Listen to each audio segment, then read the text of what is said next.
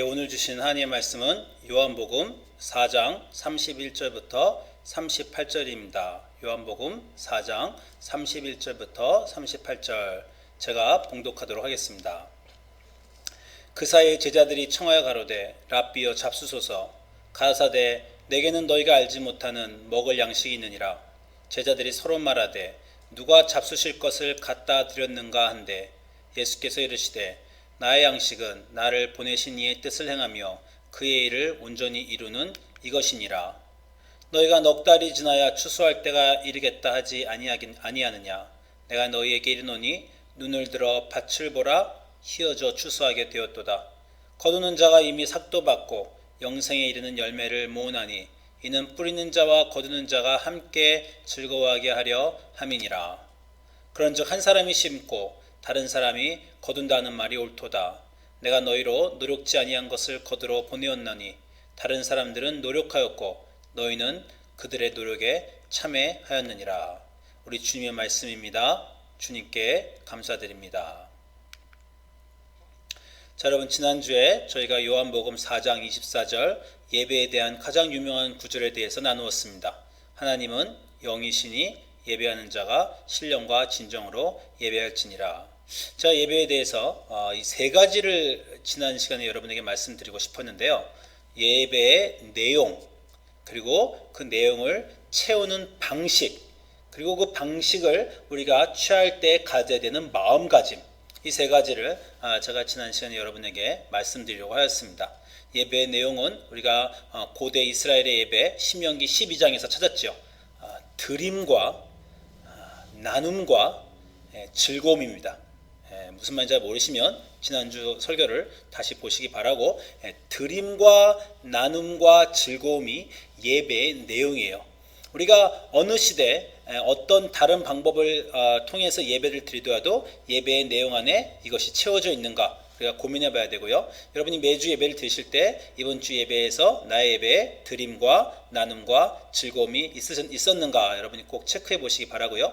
그러나 그 드림과 나눔과 즐거움을 행하는 방법은요, 시대마다 달랐다고 했습니다. 고대 이스라엘에서는 한 곳에 모여 레위인의 가르침을 따랐고요. 그 다음에는 예루살렘 성전을 짓고 제사장들의 가르침을 따랐고, 그 다음 시대 포로기 이후에는 회당에서 가르치는 선생의 가르침을 따랐고요. 그리고 이제 기독교 시대로 넘어오면 동굴 같은 카타콤 같은 동굴에서 제자들의 가르침을 따랐고, 그리고 이제 교회 시대로 가서 거대한 성전에서 주교의 집전화의 예배를 본다든가, 그러면 이제 개신교에서 목사님과 교회에서 예배를 본다든가, 그리고 요즘은 심지어 교회도 못 오고 온라인으로 코로나 시대에 예배를 드립니다. 이처럼 이 세 가지 드림과 나눔과 즐거움을 우리가 온전히 하는 방법들은 시대마다 달라졌습니다. 그런데 이 시대마다 달라진 방법들을 우리가 제대로 하고 있는가 아닌가에 대한 대답이 바로 우리의 태도라는 거죠. 그 태도가 요한복음 4장 24절에 하나님은 영이시니 예배하는 자가 신령과 진정으로 어떤 방법을 통해서든 신령과 진정인 태도를 가지고 그 드림과 나눔과 즐거움을 우리가 실천해야 된다라는 것이 예배에 대한 지난주 내용이었습니다. 이 내용은요, 아시다시피 사마리아 여인과 예수님과의 대화에서 나왔는데요. 이 예배에 지난 시간에 집중했지만 사실 이 예수님과 사마리아 여인과의 대화에는요, 더 다른 메시지도 또 담고 있어서 그것을 오늘 전체적으로 좀 볼까 합니다. 먼저 구조를 보면요, 이 4장 1절부터 38절까지가 요한복음 4장 1절부터 38절까지가 이 전체가 바로 예수님과 사마리아 여인의 얘기예요. 서론이 있고 본론이 있고 결론이 있는데 우린 지난 시간에 본론의 한 가운데 예배에 대한 내용만 보았습니다. 오늘은 그 예배를 뛰어넘어서 전체적인 그림을 서론부터 결론까지 좀 보려고 합니다. 자, 4장 1절에 서론의 시작은요, 이렇게 시작합니다. 예수의 제자를 삼고 세례를 주는 것이 요한보다 많다 하는 말을 바리새인들이 들은 줄을 주께서 아신지라. 주께서 친히 세례를 주신 것이 아니요 제자들이 준 것이다. 자, 이게 일어난 팩트입니다. 이런 일이 일어났어요. 그러자 예수님이 유대를 떠나서 다시 갈릴리로 가실새 사마리아로 통행하여야 하겠는지라. 자, 사마리아 여인과 만나기 전에 먼저 이 일을 다루고 있습니다. 이 일은 좀 우리가 이해가 필요한데요.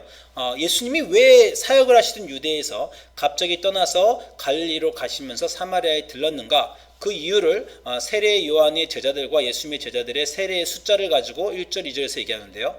이것에 대한 갈등이 이미 있었습니다. 여러분 3장을 보시면요. 3장 25절에 세례 요한의 제자 중에 유대인으로 더불어 결례에 대해 변론되었더니 세례 요한의 제자들이 요한에게 와서 가로되 라비여 선생님과 함께 요단강 저편에 있던 자 곧 선생님이 증거하시던 자가 세례를 주매 사람들이 다 그에게로 가더이다. 자, 세례 요한은 예수님을 세상에 소개시켜주고 예수님에게 세례를 주고 예수님의 사역을 길을 열어준 사람이에요. 세례 요한이 먼저 예수님의 그 주의 길을 예비하라는 그 예언처럼 회개의 선포를 한 이유로 그 회개의 선포의 완성으로 예수님이 그 길을 가신 거죠. 그런데 예수님의 사역이 시작하자마자 세례 요한의 사역도 잘 되고 예수님의 사역도 잘 되면 좋았을 텐데 이제 세례 요한의 사역이 죽고 있다는 겁니다. 예수님 때문에. 그걸 세례 요한의 제자들이 불평한 거예요. 선생님이 세례를 줬는데 그 사람 때문에 사람들이 우리 인기가 다 떨어지고 사람들이 다 그 사람한테 간다는 거죠. 물론 세례 요한은 이거에 대한 올바른 이해가 있었습니다. 그는 흥하여야 하겠고 나는 쇠하여야 하리라. 그렇게 세례 요한은 이해를 하고 있었습니다. 아마 세례 요한과 예수님은 이 일들에 대한 온전한 이해가 있었을지 모르지만 문제는 항상 제자들이죠. 세례 요한의 제자들이 힘들어하고 또 그런 와중에 이런 센서티브한 문제가 있는데 예수님의 제자들은 그런 건 아랑곳 없이 자기들이 막 그냥 세를 불리는 거에 즐거워해서 예수님의 제자들은 막 세례를 주었다는 거죠. 자기의 사역이 또는 자기의 제자들의 관리 일 때문에 세례 요한의 사역에 피해가 되는 것을 알고 같은 지역에 있으면 안 되겠다라고 생각해서 예수님이 지금 떠나고 있는 그런 순간입니다. 여러분도 삶에서 사역을 하실 때 가장 힘든 부분은 사실 이런 부분이에요. 사역 자체가 힘든 것보다 내가 하는 이 사역 때문에 혹시 어떤 사람에게 피해가 가는가, 내가 사랑하는 사람을 제대로 돌보지 못하고 있지는 않은가, 그게 문제가 되죠. 저는 목사니까 늘 그 걱정이 있습니다. 제 목회도 힘들지만 혹시 내가 목회에 너무 시간을 쓰느라고 가족들이 피해를 보는 것은 아닌가, 이런 생각을 제가 종종 하게 되고요. 그리고 아닌 게 아니라 지난 5년 동안 제가 선교를 1년에 두세 차례 다니는 바람에 국제여행을 1년에 두세 번을 가니까 얼마나 시간과 돈과 노동과 많은 것이 들겠습니까? 그래서 지난 5년 동안에 한국에 계신 부모님을 찾아보는 횟수가 아주 현격하게 줄었어요. 그래서 제가 선교를 가고 거기서 하나님의 일을 하고 거기서 받는 감동은 굉장히 좋지만 부모님을 생각할 때마다 내가 이게 지금 맞는가, 이렇게 하는 것이 맞는가, 이제 노부모님이 오래 사시지 않을 텐데 내가 부모님을 더 섬겨야 되는 것은 아닌가, 이런 갈등들이 있습니다. 우리가 사랑하는 사람을 우리가 잘 케어하지 못할 때 우리의 사역이 많이 힘들어질 수 있죠. 예수님도 그런 순간이 오신 겁니다. 당신의 사역은 잘 되고 있지만 당신의 사역 때문에 동료인 또 하나님의 다른 사람인 세례 요한의 사역이 잘 안 되자 예수님 거기서 사역을 접으셨어요. 그래서 사역하고 있는 유대를 떠나서 갈릴리로 가시면서 사마리아로 통행하고 계신 겁니다. 이게 이 내용의 세팅이에요. 여자를 만나기 전에 이런 일이 있었다는 걸 여러분이 기억을 하셔야 됩니다. 그리고 나서 이제 본문으로 들어가면 이제 그런 상태의 예수님이 4장 5장 6절에 사마리아의 수가의 동네에 와서 야곱의 우물 곁에 앉았습니다. 그러니까 이제 이 얘기가 이해가 잘 되죠. 예수께서 행로에 고냈다. 지금 예수님도 육적으로 심적으로 마음이 지금 무겁습니다. 세례 요한 일도 있고 유대에서 사역을 접고 갈릴리로 가는 것도 있고 갈릴리에 가면 또 선지자가 고향에서 환영받지 못하는 것도 있고 지금 무거운 마음과 심적인 육적인 부담을 가지고 고뇌에 있는 게 예수님의 상태입니다. 그 상태에서 여자를 만났어요. 그래서 사마리아 여자죠. 사마리아 여자가 물을 길러 왔으며 물을 달라 하니 제자들이 먹을 것을 사러 동네에 들어갔더라라는 구절이 그 다음에 나오는 구절입니다. 여러분이 아시니까 제가 짧게 갈게요. 이 여자에 대한 설교는 아주 많이 들어보셨을 거예요. 여자는 문제가 많이 있었죠. 여자는 처음에는 목에 갈증이 있어서 물을 찾아온 것 같지만 결국 이 여자의 갈등은 정오에 온 걸 보니 사람들을 피하고 있었고 사람들을 피하고 있는 건 이 여자에게 나중에 예수님과의 대화에서 여러 남편이 있다는 것, 5명 이상 있다는 것이 밝혀지죠. 그 여자는 육적인 갈증이 있었고요. 관계에 대한 문제가 있습니다. 그리고 이 다음 대화 보면 예수님에게 당신은 유대인인데 사마리아인 나에게 왜 상종하나이까? 바로 신분의 문제도 있었죠. 그러니까 육체의 문제, 관계의 문제, 신분의 문제가 있죠. 이 여자의 대화를 통해서 예수님이 이끌어 가시는 대화는 어디입니까? 생수 얘기를 하시면서 예배로 얘기를 이끌어 가세요. 그러면서 결국 예수님의 해답은 뭡니까? 너의 갈증들은, 너의 인생의 문제들은 사실 육적인 것도 세상 다른 사람과의 관계에서도 신분의 문제도 아니고 하나님과의 관계의 문제다. 그래서 결국 예배가 회복될 때, 하나님과의 관계가 회복될 때 여자가 회복될 수 있다는 것을 예수님이 가르쳐 주십니다. 이건 많이 여러 군데에서 여러분이 이전에도 공부하시고 설교 들으셨을 것 같아요. 그래서 예수님이 그런 해결책을 주시자 이제 여자의 행동을 보십시오. 여자가 4장 28절에 물동이를 버려두고 동네에 들어가서 사람들에게 말하되 나의 행한 모든 일을 내게 말한 사람을 와보라. 이는 그리스도가 아니냐 하니. 자, 이 굉장한 구절입니다. 여기에 모든 해결이 다 되었음을 볼 수 있어요. 물동이를 들고 우물에 가서 물을 찾던 여자가 그 물동이를 버렸어요. 그죠? 그리고 사람들과 만나지 않으려고 정오의 뜨거운 낮에 몰래 왔던 여자가 동네에 사람들을 만나러 들어가서 사람들에게 얘기합니다. 그리고 신분적으로 산마이로 낮은 그 여자가 이제 복음을 전하는 그리스도에 대한 복음을 전하는 여자가 되었습니다. 중요한 것은요, 여자의 문제는 아무것도 해결되지 않았어요. 여자는 여전히 육체적으로 목이 마르고요. 그리고 여자가 갑자기 들어갔다고 해서 사람들이 지금까지 수근수근대고 이 여자에 대한 나쁜 소문을 나오던 여자가 사람들이 갑자기 뜨악했을 겁니다. 저 여자 갑자기 왜 저래? 이 여자의 인간관계의 문제도 아무것도 해결되지 않았어요. 문제 자체는 그대로 있지만 그 문제에 대한 이해가 여자가 달라졌다는 것입니다. 하나님을 만나고 하나님과의 관계가 회복되자 예수님이 말한 생수는요, 그 문제 자체를 해결시켜 주는 것이 아니라 그 문제 자체가 해결될 때도 물론 많이 있습니다. 그러나 그 문제를 보는 그 여자의 시각을 전혀 다르게 변화시켜 준 것입니다. 그리고 이 시각이 변하자 여자가 내적 자신감이 생기고 영적 자신감이 생기고 그녀의 인생이 변하기 시작했죠. 자, 이 내용을 우리가 조금 더 보면요. 자, 여자가 이렇게 했어요. 그리고 그런 와중에 4장 31절 보니까 그 사이에 제자들이 돌아왔습니다. 드디어 예수님 여자의 문제를 해결시켜 줄 동안에 또 멀리 떠났던 제자들이 돌아와서 라비여 잡수소서 이렇게 말합니다. 그러니까 예수님께서 내게는 너희가 알지 못할 양식이 있느니라. 제자들이 서로 말하되 누가 잡수실 것을 갖다 드렸나 한데 예수께서 이르시되 나의 양식은 나를 보내신 이의 뜻을 행하며 그의 일을 온전히 이루는 이것이니이다. 이렇게 대답하시죠. 자, 요 예수님의 대답에 우리가 좀 집중해서 볼까 하는데, 자, 예수님의 양식은 지금까지 예수님 상태도 어땠다고요? 사마리아로 와서 고나셨어요. 아까 제가 말씀드린 대로 육적으로 또 심적으로 고난 상태였습니다. 그런 예수님이 여자를 회복시켜 주시면서 예수님도 회복이 되었죠. 뭐에서 회복된 겁니까? 예수님이 거기를 떠나오셨을 때 세례 요한과의 사역과의 갈등이 있었어요. 그 문제가 갑자기 해결됐습니까? 그 문제는 해결되지 않았습니다. 그러나 그 문제를 바라보시는 예수님의 이해가 달라지셨어. 그래서 예수님이 나의 양식은 나가 하나님과 영적으로 나의 양식은 하나님의 일을 하는 것인데 지금 방금 전에 여자를 통해서 하나님의 일을 하셨어요.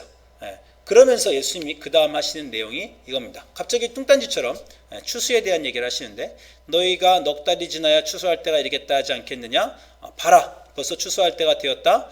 거두는 자가 이미 삭도 받고 영생에 이르는 열매를 모으나니 이는 뿌리는 자와 거두는 자가 함께 즐거워하려 함이라. 지금 방금 전에 사마리아 여인의 얘기와 제자들이 음식을 갖고 온 얘기와 이게 무슨 상관이 있습니까? 갑자기 뿌리는 자와 거두는 자의 얘기를 합니다. 무슨 얘기입니까? 세례 요한이 여기서 뿌리는 자고요, 예수님이 거두는 자라는 이해가 예수님이 생기신 것입니다. 그 전에는 세례 요한의 사역을 통해서 이 진척되다가 당신의 사역이, 예수님의 사역이 갑자기 진척되자 세례 요한의 사역이 죽는 것 같았어요. 그래서 마음적으로 아마 부담되시고 힘드셨을 거랍니다. 그러나 세례 요한은 뿌린 사람이고요. 그리고 그 세례 요한의 사역을 통해서 그 길을 간 예수님이 이제 거두는 자가 되신 것입니다. 세례 요한만 그랬습니까? 아마 세례 요한도 거두는 자였을 것입니다. 세례 요한이 갑자기 튀어나와서 너희가 회개하라라고 했을 때 사람들이 그 전에 모세와 선지자들의 그런 뿌림이 없었다면 세례 요한도 거둘 수 없었을 거예요. 선지자들과 모세와 그 많은 다윗과 그런 사람들의 뿌림을 세례 요한이 거둔 것이고요. 그리고 세례 요한이 뿌린 것을 이제 예수님께서 거두시는 것입니다. 사마리아 여자와 대화할 때 그 여자의 예배에 대한 질문, 예루살렘에 대한 질문, 이 모든 것들이 예수님이 이 여자에게 아이디어를 주신 게 아니에요. 이 여자는 이미 전통 속에서 누군가 뿌린 것에 의해서 잘 고민하고 애쓰고 있던 것을 예수님이 제안해 주심으로 해결해 주셔서 예수님이 그 여자를 구원해 주시는 그 거둠이 되었죠. 그리고 이제 예수님께서 계속해서 말씀하십니다. 4장 37절에 그런즉 한 사람이 심고 다른 사람이 거둔다 하는 말이 옳도다. 내가 너희로 노력지 아니한 것을 거두어 보내었노니 다른 사람은 노력하였고 너희는 그들의 노력에 참여하였느니라. 자, 이제는 뭐라고 말씀하시는 겁니까? 내가 거두는 자고, 내가 뿌리는 자고 제자들이 거두는 자다라고 다음 시대를 얘기하시는 것입니다. 여기서 한 사람이 심고 다른 사람이 거둘 때 한 사람은 이제 예수님이에요. 다른 사람은 제자들입니다. 제자들에게 너희가 노력하지 않은 것을 내가 거두러 보냈다. 제자들이 거두는 겁니다. 누가 뿌렸어요? 예수님이 이제 뿌리시는 것에 대해서 제자들이 거두시는 거죠. 예수님이 십자가에 달려 돌아가실 것이고, 그리고 그 사역이 마치 뿌림에서 끝난 것 같지만 성령을 통해 제자들이 이제 교회를 막 세워 나갈 거라는 것입니다. 자, 문제가 해결이 안 됐어요. 여자의 갈증도 인간관계도 사람들의 수군거림도 해결은 안 됐지만 예수님을 통해서 영적이 영안이 열리고 하나님과의 관계가 회복된 그 여자는 문제를 새롭게 보고 자기의 인생이 달라졌죠. 예수님도 몸이 지치셨어요. 여전히 음식을 안 드셨습니다. 몸이 지치셨고 그리고 세례 요한과의 그런 문제는 해결이 안 됐어요. 그러나 예수님이 이제 거시적으로 새롭게 보시게 된 거죠. 세례 요한은 뿌렸고 나는 거두고 그가 지금 쇠하고 있고 나는 흥하고 있지만 이 모든 것들이 하나님 안에서 이루어지는 사역이구나라고 예수님께서 이제 제자들에게 가르쳐주고 계신 겁니다. 여러분, 제가 여러분에게 늘 교회에서 이런 얘기를 합니다. 저희가 교회에서 모일 때마다 제가 늘 여러분에게 이번 주 신앙생활은 어떠셨습니까? 자, 이렇게 여러분에게 물어보면 다들 신앙생활 얘기할 때 요즘 목사님 너무 바쁩니다. 요즘 직장도 바쁘고 코로나 때문에 바쁘고 말씀도 잘 못 읽고 있고 기도도 잘 못하고 있습니다. 이렇게 얘기하시는 분들이 있어요. 그럼 제가 그분들이 얼마나 바쁘시고 힘드신지 알지만 그래도 제가 꼭 말씀드립니다. 그렇게 바쁘시기 때문에, 그렇게 힘드시기 때문에 지금이라도 하나님과의 관계가 반드시 회복되셔야 됩니다. 하나님과의 관계가 회복되신 그 힘으로 다른 일들을 하실 수 있게 되는 것입니다. 올바른 결정을 내리고 올바른 행동을 하고 올바로 우리가 모든 것을 할 때 하나님과의 관계가 기반이 되어야 됩니다. 하나님과의 관계가 회복되어야 다른 모든 것이 회복됩니다. 제가 성도들에게 꼭 이렇게 말씀드립니다. 그것은 마치요 하나님의 관계가 회복되어야 우리가 생명의 뿌리를 내리고 자라나는 것과 같습니다. 제가 이 말을 들을 때 사람들이 늘 궁금해하시는 게 그거예요. 하나님과의 관계가 회복되어도 모든 게 다 회복되지 않던데요. 이렇게 질문하실 수 있습니다. 특별히 자기는 열심히 하나님 섬기려 하시고 하나님 안에서 믿음을 지키려고 하시는데 그렇지 않은 사람들, 하나님을 믿지 않는 사람들, 세상 사람들 또는 좀 약간 이기적인 사람들, 자기의 입 속에 빠리빠리한 사람들, 그 사람들은 막 성공하는 것 같다는 거죠. 저 사람이 나보다 의롭지 않은데 승진을 하고 저 사람은 잘 되고 난 여기서 하나님을 열심히 섬기려고 하는데 고생하고 있는 그런 거에 대해서 하나님과의 관계가 회복돼도 왜 내 세상이 회복이 안 되는가라고 고민하시는 분들이 많이 있습니다. 그러나 하나님과의 관계가 회복되면요 새로운 눈이 열립니다. 제가 문제가 회복되지 않고 새로운 눈만 열린다는 건 아니지만요 새로운 눈이 열리는 것이 더욱더 중요해서 문제를 전체를 보게 되는 것입니다. 저는 이 생각을 많이 하는데 두 가지 꽃입니다. 화분에 꽂혀진 저 꽃과 땅에 심겨진 꽃이죠. 화분에 꽂혀진 물병에 꽂혀진 꽃은요 여러분이 아시겠지만 꽃이 잘라졌을 때 이미 죽었습니다. 생명이 없어요. 그러나 생명이 있는 척하죠. 그럼 물을 빨아먹으면서 가지가 물을 빨아먹으면서 더욱 꽃을 더 크게 피웁니다. 그것이 하나님과 연결되지 않은 세상 사람들이라고 저는 생각합니다. 하나님과 연결되지 않고 생명이 없는 사람, 그 안에 참 생명이 없는 사람들은요 비록 성공하는 것 같고 비록 그들의 일이 잘 되는 것 같아도 그 결국에는 생명을 잉태할 수 없습니다. 그런데 하나님과 연결된 사람은 저 밭에 있는 꽃과 같아요. 화병에 있는 꽃보다 훨씬 힘듭니다. 뿌리를 내려야 되고요. 잎을 틔워야 되고요. 거친 흙과 싸워야 되고 없는 물들과도 또 싸워야 됩니다. 그래서 보통은요, 훨씬 더 오래 걸리고 잎도 꽃도 훨씬 작죠.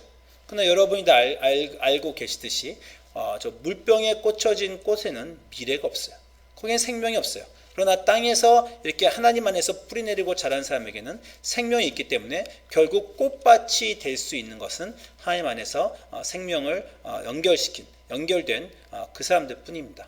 여러분 지금 삶에 코로나 동안에 많은 문제가 있으실 줄 알고 있습니다. 막 짜증나고 안 되고 힘든 문제가 있죠. 그런 여러분에게 제가 예수님 열심히 믿고 신앙생활 열심히 하시면 이 모든 문제가 해결될 줄 믿습니다 라고 선포하고 싶기도 합니다.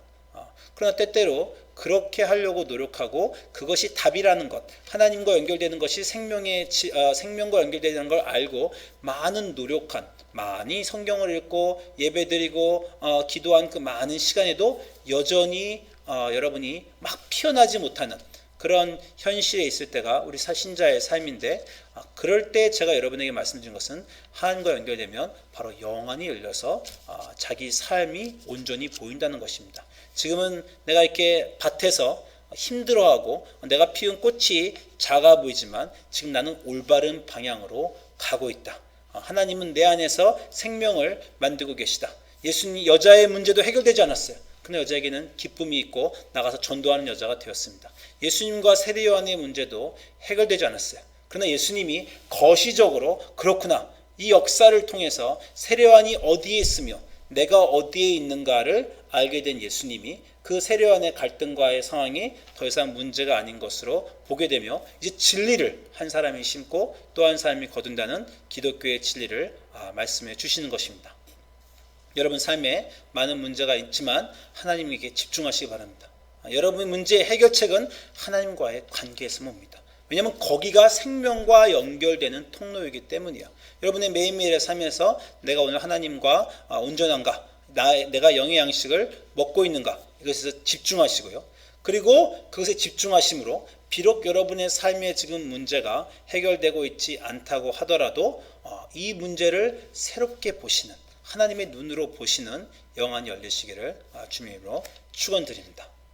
제가 한 가지만 더 말씀드리면요, 이 나의 양식에 대해서 제가 이제 두 번째로 여러분에게 말씀드릴 텐데, 예수님 뭐라고 하시냐면요, 나의 양식, 제가 아까 말씀드렸죠. 여러분이 영의 양식을 먹어야 하나님과의 관계가 회복되고 그래야 이제 새로운 눈이 열린다라는 것인데, 이것을 혹시 성경 말씀을 읽고 기도하는 것으로 생각하시는 분이 있을 것 같아요. 그걸 우리가 이제 the spiritual nutrition, 영의 양식이라고 spiritual food 그렇게 얘기하는데, 물론 맞습니다. 여러분이 기도 열심히 하시고 말씀 열심히 읽으시는 것도 맞는데, 중요한 말을 예수님이 하세요. 나의 양식은 나를 보내신 이의 뜻을 행하는 것이다 라는 것입니다. 지금 여러분 코로나 시대 때 제가 가장 여러분에 대해서, 저에 대해서 걱정하고 있는 게 그거예요. 하나님의 영적인 양식이 우리가 하나님의 일을 행하는 것, 하나님의 사람들을 우리가 돌보고 회복하고 섬기는 것인데, 이 코로나 시대 때는 그 기회가 많이 적어진 것, 그것에 대해서 제가 매우 위기감을 느끼고 있습니다. 꼭 예배를 온라인으로 드린다, 집에서 신앙생활한다, 나 혼자 열심히 성경을 읽는다, 그것이 꼭 중요하기보다 우리가 나가서 영의 양식을 먹어야 됩니다. 근데 영의 양식이 뭐라고요? 성경이고 말씀이가 아니고요, 나를 보내신 하나님의 뜻을 행하는 것. 예수님 같은 경우에 하나님의 다른 사람, 하나님의 자녀를 돌보아 주는 거죠. 우리가 하나님의 자녀를 돌보고 섬길 기회가요, 코로나 전에는 그래도 좀 많이 있었습니다. 예배 와서 예배 팀으로 섬기고, 주일학교에서 아이들을 돌보고, 교인들을 신방하고, 그리고 부엌에서 음식을 만들고, 이 모든 것들이 하나님, 나를 보내신 하나님의 뜻을 행하는 일이에요. 아까 말씀드린 대로 예배는 드림과 나눔과 즐거움인데, 우리 전에 코로나 시대 예배에는 그것이 많이 있었습니다. 교회 오시면 섬길 기회가 많고 나눌 기회가 많았죠. 그런데 요즘에 코로나 시대라 정말 우리가 집안에서 예배는 드리지만 하나님의 일을 행할 수 있는 그런 기회가 매우 적어요. 제가 최근에 아는 목사님이 저희 동네로 이사 오셨습니다. 목사님이 이사 오시니까 제가 이사 오신 날에 이사 오셨다는 얘기를 그날 오셨다는 얘기를 듣고 제가 얼른 텍스트를 쳤어요. 목사님, 이사하는데 얼마 힘드십니까? 주소를 알려주시면 제가 가서 도와드리겠습니다. 이렇게 텍스트를 쳤어요. 근데 그날 하루 종일 텍스트가 안 오고, 그래서 목사님 바쁘신가 보다. 아닌 게 아니라 뭐 이사하면 자기 셀폰이 어디인지 뭐 그게 정신이 있겠습니까? 그래서 열심히 바쁘신가 보다라고 하고, 그 다음 날인가 그 다다음 날 텍스트 답장이 와서 이사하느라 너무 경황이 없어서 연락을 못 드렸습니다 하고 텍스트가 왔어요. 제 마음속에 두 가지 생각이 들었습니다. 한 가지는 다행이다. 무슨 말인지 아시겠어요? 예, 나는 최소한의 성의를 보였어요. 가서 도와드린다고 했어요. 근데 이분이 답을 안 해주셨기 때문에 바쁘다고 답을 못 해주셔서 도와드릴 수가 없었어요. 사실 이삿짐 도와드리는 게 얼마나 힘듭니까? 저 이제 나이도 먹고 허리도 많이 약해지고 디스크도 있고 해서 무거운 거 들 수도 없는데 도와드린다고 말을 하면서 가서 도와드리려면 얼마나 힘들까 이 생각도 했는데, 마침 그분이 일부러 그러셨는지 뭐로 그러셨는지 잊어버리고 답장을 안 하시니까 제가 몸이 쉬었죠. 예, 그래서 다행이다라는 이런 얕은 생각이 듭니다. 그러나 제가 이 말씀을 준비하면서 여러분에게 하면서 또 다른 말씀은 내가 오늘 영의 양식을 먹을 기회를 놓쳤구나 라는 그런 생각이 드는 겁니다. 영의 양식이 뭐라고요? 영의 양식을 통해서 우리와 하나님과의 관계가 회복되는 겁니다. 예수님도 여자를 돌보아 주고 그 힘들었던 예수님이 여자에게 구원의 길로 인도해 주면서 예수님이 회복되신 거예요. 제가 누군가 섬기고 누군가 도와드리고 돌보고 섬기면서 제 영의 양식을 먹어서 하나님이 뜻하신 일을 행함으로 제가 회복됐어야 되는데 거꾸로 회복될 기회를 그분이 텍스트를 안 주시는 바람에 놓친 겁니다. 만약에 이 생각이 또 강했으면요, 그분이 텍스트를 안 응답했을 때 제가 어떤 방법으로도 찾아냈을 겁니다. 다른 사람들을 물러보고 그 목사님이 대답 안 하시면 사모님한테 텍스트 치고 딸한테 텍스트 쳐가지고 집이 어딘지 근처에 있는 분에게 텍스트 쳐서 알아내서 일부라도 도와드렸을 거예요. 제가 그분을 도와드리는 것, 다른 사람을 섬기고 돌보는 일이 나의 영의 양식이다라는 것에 대한 분명한 이해가 있었다면 아마 좀 이렇게 쉬고 빼려는 마음보다는 그것을 제가 적극적으로 했을 것입니다.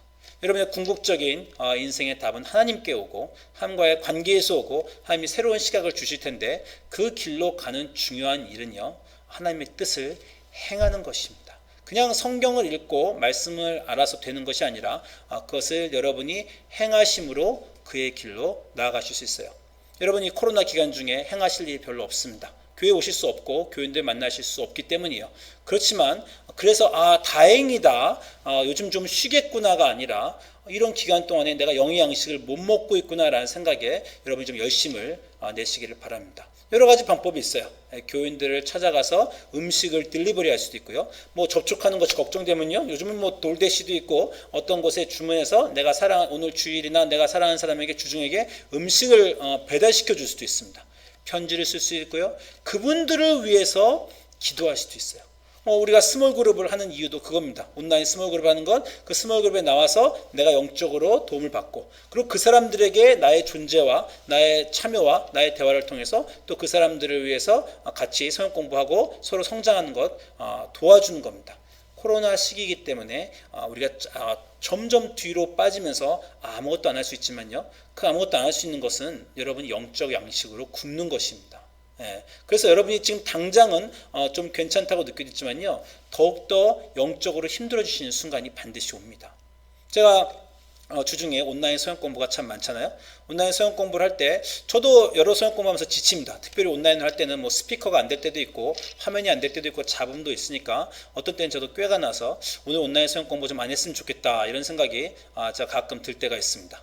그래서 만약에 제가 먼저 취소하진 않지만 교인들이 취소하시면 그냥 마음속에 아이고 바이블 스터디 못하게 됐네라는 생각도 있지만 아이고 오늘 오후 건졌네, 오늘 오후는 또 쉴 수 있네, 이런 생각이 제가 들 때가 있습니다. 그런데요, 결코 인생이 나아지지 않습니다. 제 마음이 좋아지지 않아요. 제가 바이블 스터디를 건너뛰고 영양식을 먹을 수 있는, 다른 사람들 만나서 교제하고 섬길 수 있는 시간이 없어지면요, 이상하게 딴 데로 신경이 갑니다. 갑자기 뭐 집 문제, 뭐 관계 문제, 다른 모든 문제로 제 정신이 분산되면서요, 제가 하나님과의 관계가 약해졌기 때문에 다른 모든 문제가 커 보이는 것입니다. 제가 사람들을 만나고 어떤 방식, 영적 방식이든 육적 방식이든 도와드리고 섬기면서 제가 영의 양식을 먹으면요, 다른 모든 문제에 대해서 자신감 있고 올바른 시각을 가질 수가 있습니다. 여러분, 이 코로나 시대에 점점 길어지고 힘드시지만 여러분의 영의 양식이 얼마나 중요한가, 하나님과의 관계가 얼마나 중요한가, 그것이 모든 문제의 근본에 있으며 그것이 해결돼야 모든 것이 해결되신다는 것 여러분 기억하시기 바라고, 그 해결이 꼭 여러분이 원하시는 대로 문제의 모든 것이 해결되는 것은 아닐지라도 여러분에게 새로운 시각을 영적 새로운 각성을 주신다는 것도 기억하시고, 그리고 그 일들을 하기 위해서 영양식을 드기 위해서 어떤 방식으로든 여러분이 신령과 진정으로 적극적으로 다른 사람들 섬길 기회를 찾아 여러분의 하나님과의 관계가 회복되시기를 주님의 이름으로 축원드립니다.